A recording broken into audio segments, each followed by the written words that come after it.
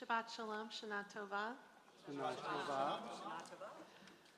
A few months ago, I stood in the rotunda of the Nebraska legislature, engaged in passionate debate with a senator on an issue that we both believed to the very core of our beings that we were right about. We were talking about abortion. But let me be clear, this is not a sermon about abortion. In fact, this isn't a sermon about politics or legislation or even about social justice.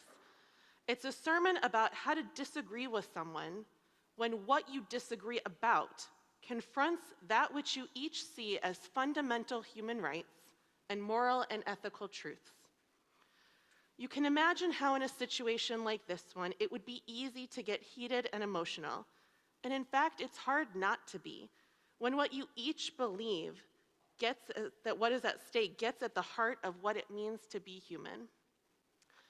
But to come to a conversation, any conversation, with vitriol and condemnation I knew would not get me very far in articulating my beliefs in a manner that could be heard.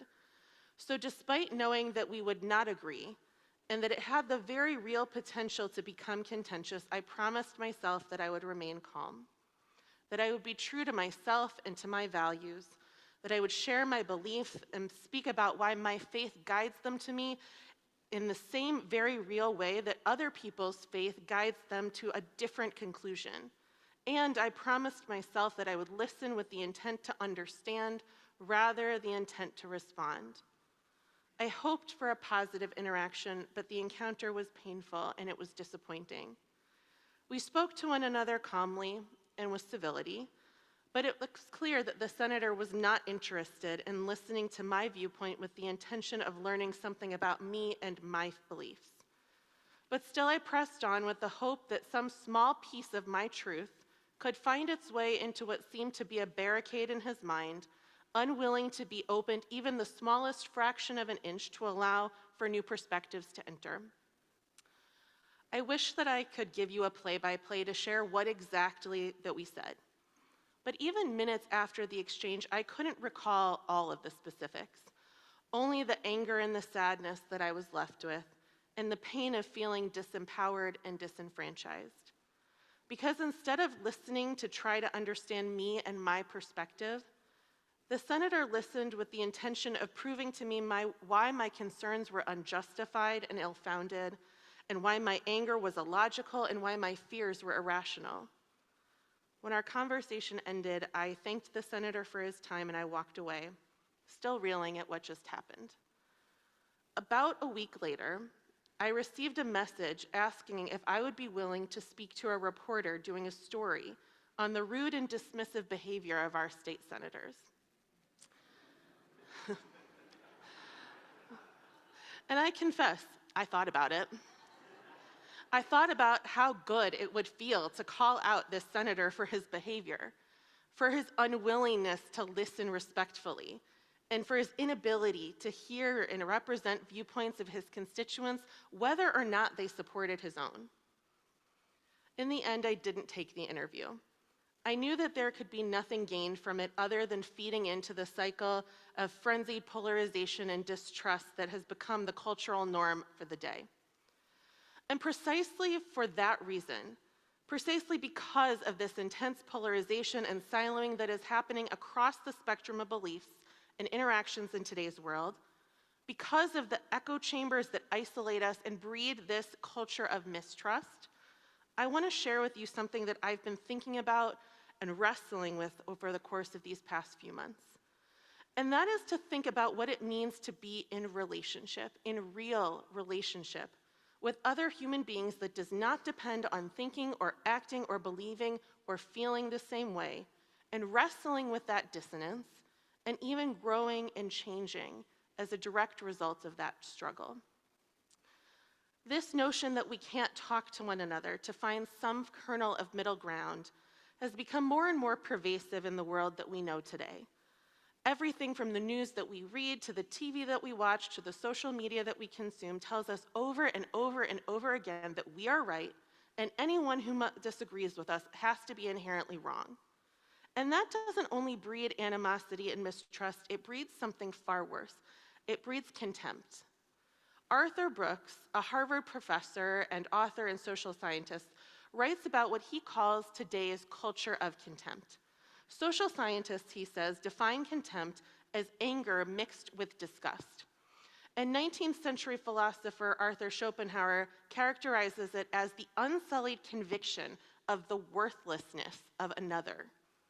And when we put it that way, if how we see each other can be characterized as worthless, then we utterly dismiss the humanity in the person sitting across the table from us, and we give ourselves permission to win and to be right at any cost. In his book, Love Your Enemies, Brooks delves into the idea that what we need to combat this ubiquitous culture of contempt has to be love. Why? Because he points out that civility in our discourse and tolerance of different points of view are actually pitifully low standards, and that they can't be the goalposts that we're aiming towards. Don't believe it, he asks? Tell people, my spouse and I are civil to each other, and they'll tell you, get some counseling. Or say, my coworkers tolerate me, and they'll say, how is your job search going?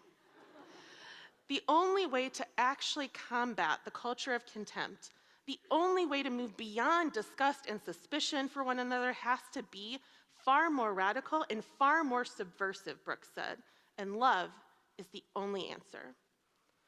In the pursuit of discovering how we might create a culture of love that is great enough to combat the culture of contempt, Brooks turns to the wisest man that he knew of. And even though he's Catholic and not Buddhist, he sought out the Dalai Lama. Your Holiness, Brooks asks him, what do I do when I feel contempt? And the Dalai Lama responds, practice warm-heartedness. To be honest, Brooks writes, at first I thought, you got anything else? It sounded more like an aphorism than useful counsel, but when I thought about it, I saw that it was actually tough and practical advice. He was not advocating surrender to the views with whom we disagree. If I believe that I'm right, I have a duty to stick to my views, but my duty is also to be kind and fair and friendly to all, even with those that I have great differences with. Your opportunity when treated with contempt is to change at least one heart, yours. You may not be able to control the actions of others, but you can absolutely control your reaction. You can break the cycle of contempt. You have the power to do that. Like the Dalai Lama, our tradition does not expect or even encourage us to find unity at the expense of abandoning what we believe is right. There's a text from Pirkei Avot that we learned that machlokot, that are disputes or disagreements, which are l'shem shemayim, that are for the sake of heaven, are virtuous, and that they will endure to move our world forward. But those machlokots that are not l'shem shemayim, that are not for the sake of heaven, those are the fights that diminish us and deplete us, and those will not endure. Rabbi Sharon Brous teaches that what we learn from this is that our tradition holds that actually entering into the fray and being in the fight is not a bad thing. In some ways, it's what gives us a chance to have a legacy in the world. If we engage in struggle, if we engage in battles in the right way and for the right reasons, ultimately we're able to bring our community a little bit closer to the truth. And so it's not actually about being right or being wrong. It's about being engaged in a struggle that's worth our time and our energy and our fevered pitch, and then engaging it for the purpose of coming to a deeper truth and a deeper meaning that can aid and benefit not only us as individuals, but all of us as a human community. And that's really good news, because when some of us are not so confident that we can sit at Rosh Hashanah lunch or Yom Kippur breakfast without rules of engagement or lists of appropriate subjects, the reminder that our tradition actually values disagreement, not for its own sake, but for the sake of heaven, because it ultimately moves us closer to a deeper meaning of truth and how we can manifest that truth in the world, that can help us to find our way toward real, authentic engagement and relationships. And we learn that the paradigm of how we engage in these machleket l'shem shemayim, the disagreements that we undertake for the purpose of finding a higher truth, are two great scholars, Hillel and Shammai, and their disciples Beit Hillel and Beit Shammai. Now, Hillel and Shammai are two great adversaries who disagreed on pretty much everything. The Talmud records actually over 300 disputes between them. Hillel and Shammai saw the world fundamentally differently. When one said you have to stand up to say the Shema, the other says you should remain seated. When one says the Torah couldn't possibly be taught by standing on one foot, the other comes back with perhaps the greatest one-liner in Jewish history and says, that which is hateful to you, do not do to another. That's the entire Torah. The rest is interpretation. Go and study it. And yet, even though these two could not be any more different, and they battled fiercely over matters of tremendous importance, they were not actually bitter opponents.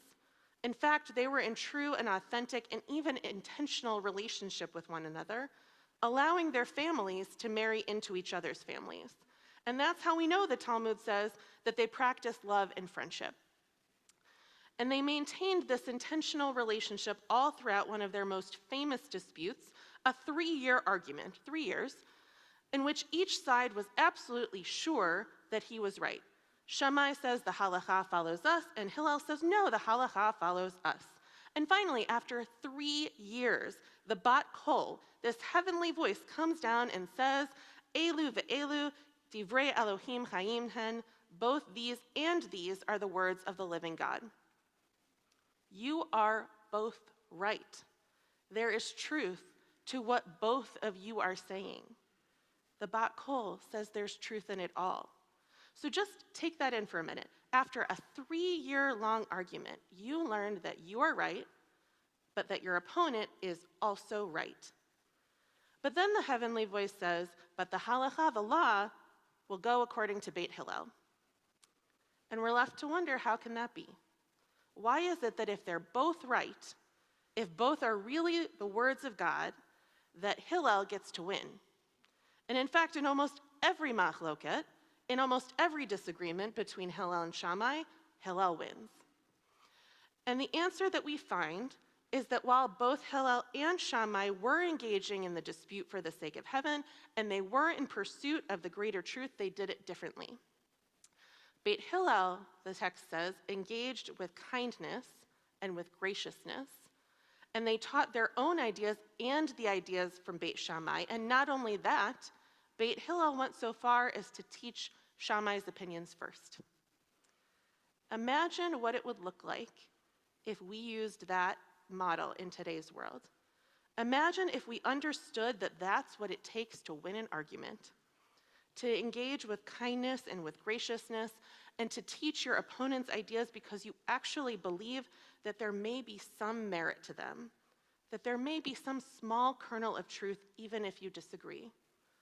That rather than believing that opposing ideas must represent some kind of moral turpitude and that winning means you have to leave friends and neighbors without the dignity of a voice in the conversation, that we actually took the time to understand and respect the complexities of the issues that we face and to see the humanity on the other side. But this idea that there's truth to everything is something I think we all struggle with. Because if I'm right, and my ideas are what I believe to be moral and ethically true, how can it be that there is a situation of elu ve'elu? How can it be that we are both right? How do we hold space for the idea that for me to be right, that someone else doesn't have to be wrong, and that there could be more than one truth? One of the metaphors that the rabbis offer us for how we hold space for multiple truths, they say is to create a heart of many rooms, whereby we can take in the words and allow them to find space in different chambers of our hearts. And then we get to discern what truth is for ourselves. We don't ultimately have to agree with our opponents, but we do have to create just a little bit of room in our hearts to allow for the possibility that there may be more than one truth here. And maybe, just maybe, holding space in our hearts for another person's truth will allow us to engage with each other with compassion and with integrity, and to treat each other with the dignity and respect that every single person deserves to be treated with, regardless of whether we agree with them or not. holding space for multiple truths, and becoming open and vulnerable enough to allow those ideas to take shape and to be moved by them. It doesn't make us weak, and it does not mean that we lose. When the Israelites created the golden calf to worship in our Torah, God told Moses to move aside so that God's anger could blaze forth and destroy them. But through well-reasoned arguments, Moses showed God that there was more than one truth, and ultimately God changed. The Torah is actually filled with stories about how God begins with a goal and a plan to achieve it, but almost always God listens and encourages the voices of those who disagree. And in fact, more often than not, God actually seeks out those voices with the express purpose of giving them an opportunity to give a different perspective. And usually, God's heart is moved by those voices because the Torah goes on to say, God is compassionate and gracious, slow to anger, abounding in kindness and truth, extending kindness to the 1,000th generation, forgiving iniquity, transgression, and sin, and granting pardon. Tomorrow morning, when we stand before the open ark and we say those words, we say, Adonai, Adonai, El Rachum v'Chanun, Erech Apayim v'Rav Chesed v'Emet, Notzer Chesed la'alafim, Nosei Avon v'Fesha v'Chata'a v'Nakeh. When we're pleading with God to have compassion and mercy upon us, to forgive our transgressions and our sins, what we are also doing is praying that when we encounter God in this way, that we'll bring those same qualities to our interactions and in our encounters with each other.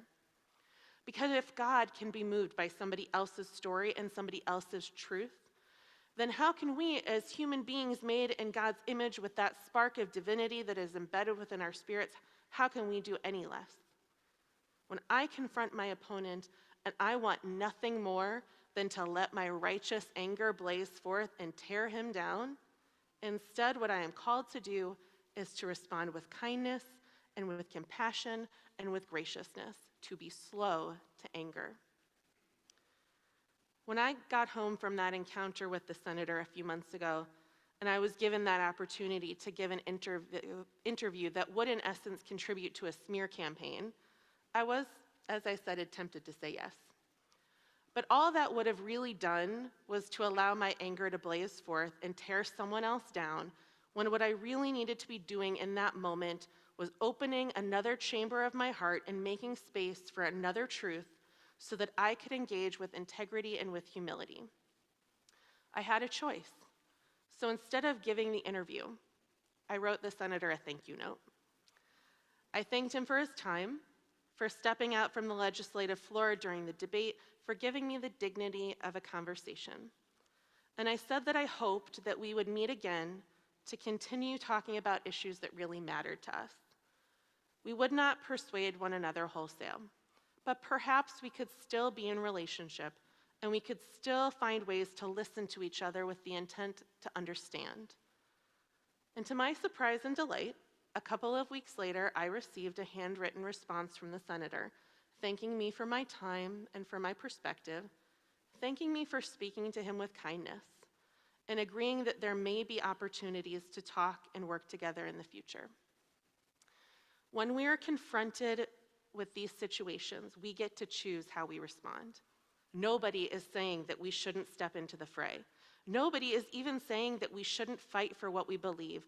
What we are saying is that when we engage, our tradition gives us a model for how to do it in a way that upholds the dignity of the human being sitting across the table from us, and it helps us to seek out deeper, higher, and holier truths. And in this new year, I believe that we are going to be called upon to model this kind of intentional dialogue with people with whom we disagree on some of our most deeply held moral and ethical truths. And if we can respond with compassion and with integrity, and if we can draw from the deep well of texts and traditions that can help guide us in opening ourselves to seeing the humanity of our opponent, then we have a chance to build the kind of world that we want to see. As we enter into these days of awe and we take stock of our lives, I want to leave you with the words that I've shared from this bima before, but they bear repeating, the words of Yehuda Amichai, the place where we are right. From the place where we are right, flowers will never grow in the spring. In the place where we are right is hard and trampled like a yard, but doubts and loves dig up the world like a mole, a plow, and a whisper will be heard in the place where the ruined house once stood.